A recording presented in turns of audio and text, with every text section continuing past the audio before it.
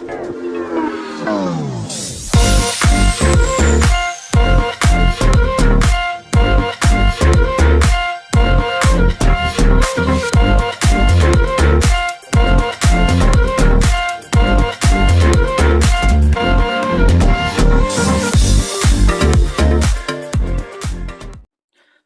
semua, salam sejahtera Malaysia.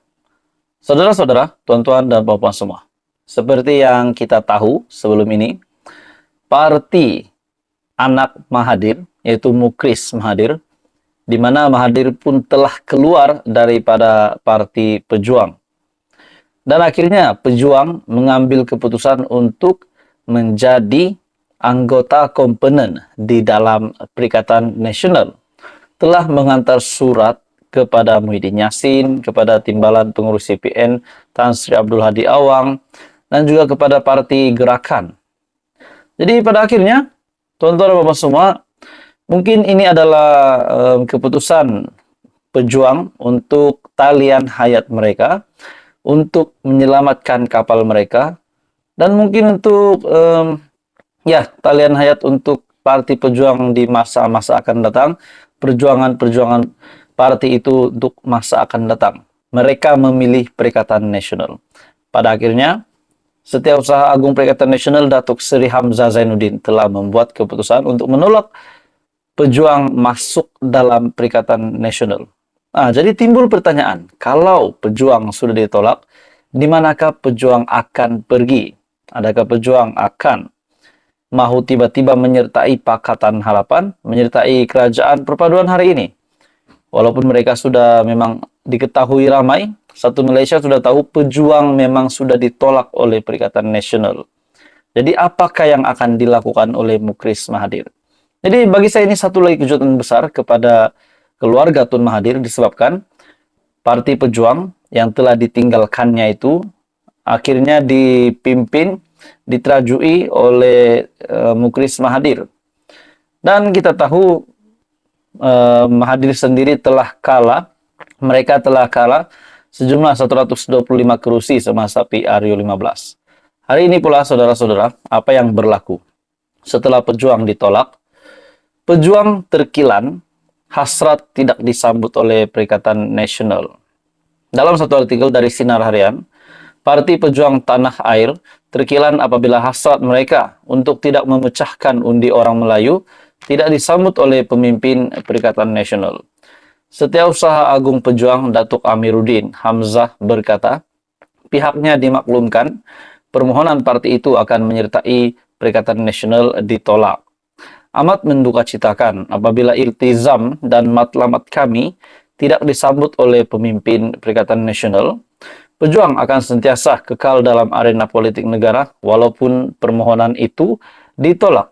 Persoalannya bagaimana Pejuang untuk kekal dalam arena politik tanah air kita di Malaysia setelah mereka ditolak oleh PN. Adakah mereka akan berusaha untuk bergerak sendiri tanpa bernaung di mana-mana gabungan?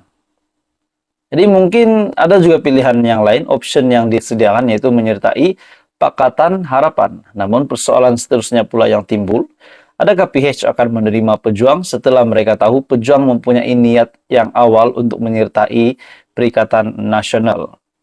Menurut artikel ini, kami akan bersiap sedia dengan menggerakkan jentera di kawasan-kawasan tertentu untuk menghadapi PRN.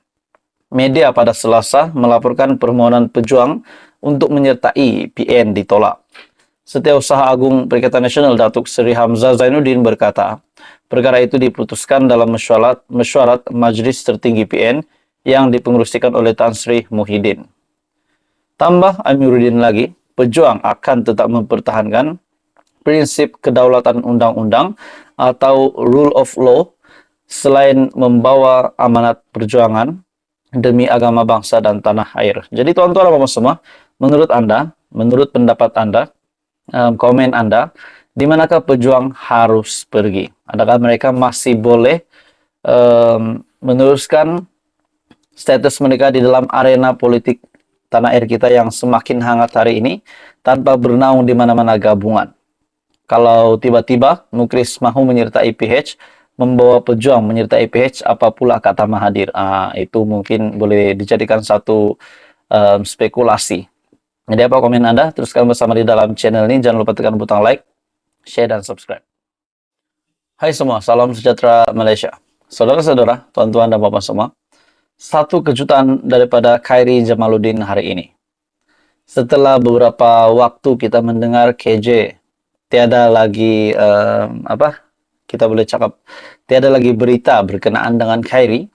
Hari ini tiba-tiba dengan satu kejutan, tampil dengan satu pendedahan yang mengejutkan, Datuk Ahmad Zaid Hamidi dan juga Najib, yaitu bosku yang kini berada di penjara.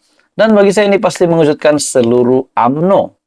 Kenapa saya kata begini? Sebab di dalam kenyataan ini, Khairy Jamaluddin yang juga bekas Menteri Belia dan Sukan membuat kenyataan bahwa penyokong-penyokong ataupun beberapa pemimpin di dalam UMNO hari ini setia bersama UMNO hanya disebabkan mereka adalah penyokong tegar Najib ataupun penyokong tegar bosku.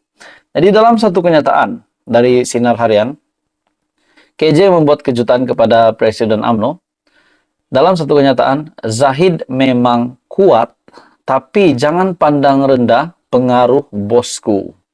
Itu adalah kenyataan daripada KJ. Oke, sebelum saya meneruskan isu yang hangat ini, saya meminta jasa baik Anda untuk bantu channel ini dengan menekan butang like.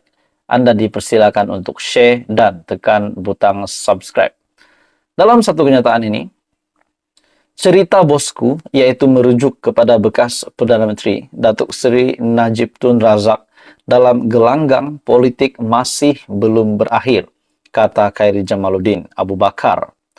Menurut bekas Menteri dan Ketua Pemuda UMNO itu, pengaruh Najib yang juga pernah memimpin Parti Politik Melayu itu sebetulnya masih kuat dan berupaya untuk menentukan masa depan UMNO. Maksudnya pengaruh Najib ini menurut KJ berupaya untuk menentukan masa depan Zahid, masa depan Muhammad Hasan, masa depan Ahmad Maslan dan seluruh kepimpinan tertinggi UMNO. Beliau berkata, perkara ini diterjemahkan dalam pemilihan UMNO yang berlangsung baru-baru ini apabila ramai muka baharu yang menganggotai Majlis Tertinggi ataupun MT, parti terdiri daripada penyokong tegar Najib. Dalam masa yang sama, bekas ahli parlimen Rembau itu menegaskan, sekalipun Datuk Seri Dr. Ahmad Zahid Hamidi kekal sebagai Presiden UMNO, namun umum jangan sekali memandang remeh kekuatan dan pengaruh Najib. Datuk Ahmad Zahid memang kuat, tetapi kalau kita tengok dengan teliti dan kepada sebagai contoh barisan baru dalam MT, saya nampak ramai mereka sebenarnya adalah penyokong tegar bosku Datuk Seri Najib Razak. Jadi saudara-saudara, tidakkah kenyataan daripada KJ ini akan mengejutkan Ahmad Zaid Hamidi? Jangan pandang ringan suara daripada belakang, suara di sebalik penjara. Suara yang ada dalam penjara sekarang ini dan pengaruh suara itu menentukan masa depan UMNO. Saya rasa cerita bosku ini belum habis lagi, kata KJ. Khairy berkata demikian dalam podcast Keluar Sekejap yang dikendalikan beliau bersama Ketua Penerangan UMNO Syahril Hamdan. Sedutan rakaman podcast itu dikongsi beliau di akaun Twitter pribadinya. Dalam perkembangan yang sama, Khairy berkata, cerita mengenai bosku belum tamat. Bahkan orang ramai juga masih mempunyai keinginan untuk mengetahui perancangan bosku. Saya nak sebut dalam podcast Keluar Sekejap mengenai pandangan saya dan pendengar pun tahu pandangan saya selepas kekalahan pada 2018, yaitu PRU 14 berkenaan bosku, tetapi saya katakan bosku masih menjadi kekuatan yang perlu diambil kira. Ujar beliau yang dikenali sangat kritikal terhadap Najib khususnya selepas kekalahan Teruk UMNO dan Barisan Nasional dalam PRU 14. Jadi saudara-saudara, kenyataan KJ ini sudah pasti mengejutkan dan membuka mata ramai pengundi. Jadi apa komen Anda? Teruskan bersama di dalam channel ini. Jangan lupa tekan butang like, share, dan subscribe.